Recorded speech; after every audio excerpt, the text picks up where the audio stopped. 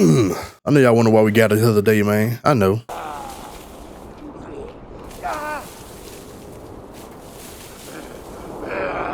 Before we get started, a quick note from the editor here. Just 4 days after its early access release, the day before was removed from sale on Steam, and the developer announced it was shutting down. The servers remain up for now for anyone who bought it, but since our reviewer went to the trouble of playing it, it seems only right that you get to see what he thought while it lasted. Now, on with the review. Let's see what you got, bruh. 5 long years.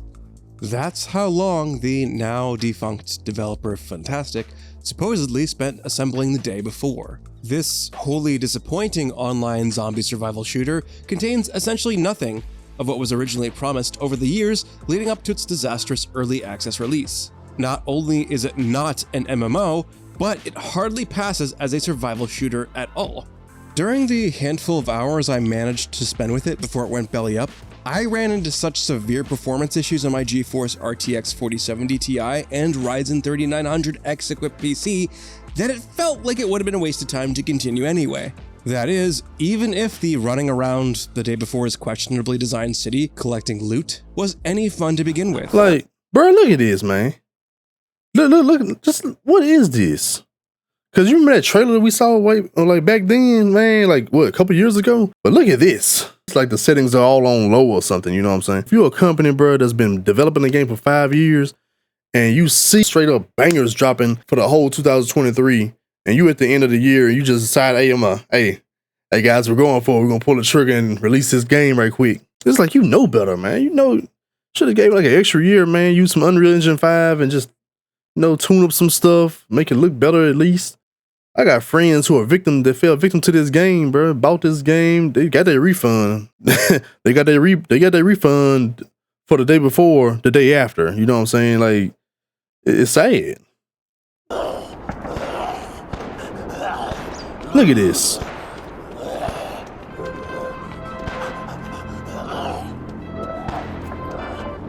Out here with these.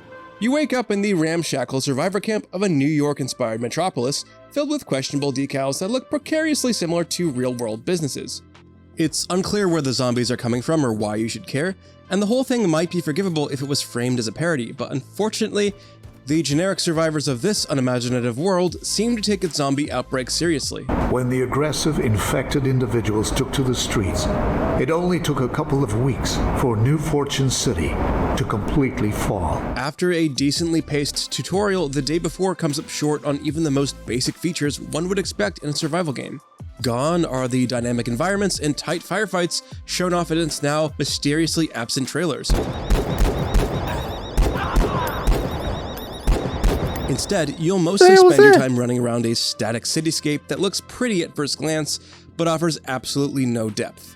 You might find a zombie or two while scavenging for loot, but they rarely pose any threat. What shocked me the most about the day before was the notable absence of almost any UI. Sure, there's a touchscreen display for your quests, but you can only track one at a time. There's also a clunky makeshift map, but you're a sitting duck while looking at it. The inventory screen is also bare bones, and even if you manage to find yourself in the same squad with other players, it's almost impossible to figure out where they are or even if they're still on your team. Not only is there no multiplayer menu, there is no voice chat either. You can communicate with your party in a rudimentary in-game. No voice chat, bro. So they're just gonna assume everybody got Discord and stuff, huh? I mean, whatever, man. Game chat window, but even getting that to work is a pain. I'd have a more enjoyable time actually hiding under a dumpster surrounded by zombies, like Glenn from The Walking Dead, than waiting for the day before's multiplayer to work right. Since there isn't much guidance at all, I had to find out the hard way that the day before wasn't simply not telling me how to do certain things like melee combat or setting up camp in the alleged open world. It literally doesn't have those features at all. That's right. If you find yourself running around without a gun for some reason, good luck outrunning all these absolutely brainless zombies because your hands and feet are useless. Wow.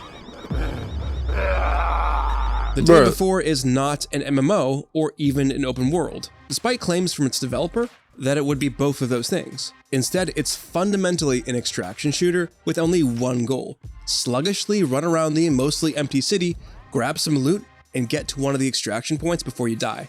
The only things you carry over between runs are any gear you manage to take with you, as well as any currency you save up by selling the scraps of loot back to base. If you somehow die before making it home, which is the norm thanks to an unrestricted free-for-all PvP system, you lose everything you had on your body, meaning you'll often progress backward as your currency dwindles. That currency can be spent on new items at the main outpost, Woodbury, which serves as the headquarters for your daily operations. There are merchants, a few NPCs that spout bland, set-dressing dialogue, and a storage area for your loose gear and money. How are you doing? Put your things in here. It's cool that it's also populated by other players between loot runs. Put your things in here. And it's great that you can team up with anyone while you're in this hub. It's significantly less cool, however, that the hub... Hey, bruh. I know y'all shut the game down and everything, bro, but y'all gonna have to pay me, bro. Everybody using me in these games, bro. Y'all better stop putting me in these games, dog. I need payment. You can't just put me in here for free, bro. You can't just change my eye color and then put me in here for free, bro. You can't do that. It's crazy. All companies, you see my face. I get it, bro. You want to use my face and put me in a game, you better contact me first. Right out of contract. Set me up a price. I'm just playing. Hub areas NPCs, the only NPCs in the day before, mind you, are so dryly written and unenthusiastically voice acted that they sound like they could be the poor result of a generative AI. For example, if you frequently carry a heavy backpack, God dang, his deep voice deep. Carry even more items. It's difficult to forgive that on its If own, all stays but turns, it's even harder are you still good when you hands? realize there's genuinely no story content after the first 30 or so minutes it takes to complete the tutorial. There's also no clear reason to do any of its procedurally generated quests, which have you looting random items for an NPC back at camp, other than to earn a meager amount of extra currency, which makes it suck even more that you can only take on one at a time. The day before takes place almost entirely outdoors during the day, and there are no unique weather effects to shake things up. The landscape of New Fortune City is a largely static zone with limited space, where the most exciting thing you'll find is an occasional container with 1 or 2 pieces of junk loot. Despite that, the frame rate still struggled to remain stable on my mid-end gaming PC, and the constant bugs and stuttering made it downright annoying to play it at all. That's sad, There bro. are essentially They couldn't even no optimize unique the zombie game. encounters or bosses either, and very little in the way of landmarks or special areas containing different types of loot. The few there are that seem like they should house unique gear aren't very good at it. Spots like a police station armory, for example, are generally empty, and usually only serve to make excellent traps for other more coordinated bands of players to gank you for all of your hard-earned scrap. Wow. Imagine it. But bro, how can you not optimize a game that looks like it has PS3 or PS4 graphics, man? Y'all could have just been like, hey bro, we not ready yet. We would have been fine. You know how long it takes to beat Baldur's Gate 3? It would have been alright, man. Surviving all the way to extraction is frustratingly difficult on higher population servers, even with a squad by your side, thanks to a limited number of extraction points on the map, all of which are situated next to choke points constantly abused by more powerful groups of players. Oh god. Wow. Bro, I could just play Call of Duty Zombies for this. Unfair and unfun on its own, there's currently an unfixed currency duplication glitch, which means you can bet most of those other players are cheating to get high-powered armor and weapons. Now that Fantastic is no more, the hopes of that ever getting fixed are slim to none. But hey, the sliver of good news here is at least there's a surprisingly decent variety of weapons. These range from handguns to scoped sniper rifles. In all, there are probably about 14 or so options available at the weapon dealer in town, but the catch is that you'll struggle to afford anything packing a real punch. Weapons also handle reasonably well, though their cheap and underwhelming sound design leaves a lot to be desired. The bigger your backpack, the more loot you can carry. But just like everything else in your inventory, you'll lose your backpack as soon as you die. This sucks because backpacks are relatively expensive to replace, Damn. and you essentially need one in order to haul anything worthwhile back from a run. If you're lucky, you might be able to find one on another player's corpse, but it's more likely you'll be unprepared to fight anyone if you're low on cash. They can at least give you like a little default trash bag or something to haul around, bro. Something.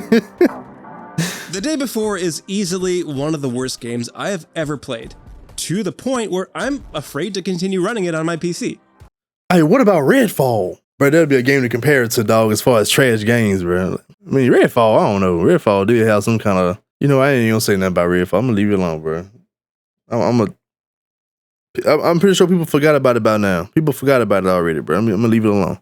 Sure, you could say there are the bones of something coherent here, but even those bones feel splintered and brittle. Its map is lifeless, its enemies are idiotic, its PvP is an exploitable mess, its story is pointless, and its progression is downright infuriating. While the now defunct developer Fantastic said it wasn't done, certain baseline standards have been established in the years since early access became a thing, and this game met none of them. The many mysterious questions around The Day Before's development will likely go unanswered now that the curtain has fallen, leaving the player base to fend for itself until the servers are inevitably shut down for good. And if you didn't manage to try it firsthand, you can count yourself as one of the lucky ones. Oh! No, the score graphic didn't get stuck. That's a 1 out of 10, folks. For more of 2023's worst games, check out our reviews of The Walking Dead. Man, can you imagine, bro? Can you imagine getting that, bro? Like, along with all the hatred, the outstanding hatred that your game has gotten on a day of release and everything, and then they come and get hit with a review like this, bro. You get a 1. I've seen like even what Redfall got? Did Redfall get like a man? Look at that, bro. Even Redfall got a 4. Even they got a 4, bro. Man, how you get a 1? But like I said, man, this was like beating a dead horse already, man. Like, bro, my whole thing is, man, you can't drop nothing like, you couldn't drop nothing like this in 2023, where the games have been amazing. The year that games have been super amazing. You're not supposed to, you know damn well not to drop a game like that during this time. That's ridiculous, man. Makes me question people's sanity sometimes, man. What's up with it? So that was the Day Before review trailer and everything, y'all. So if you ain't got you still want to defend this game, by all means, go right ahead. But don't get that refund, bro. Christmas right around the corner, man. Get that refund. Grab your loved one something. I don't care how much money you got, man. Get that refund, bro. Grab your loved one something nice with it, or add on to whatever you've already given, you already shopped for, and be happy, bro. Because ain't no way you happy with that purchase for real. But other than that, y'all, that's the video. Till next time, baby.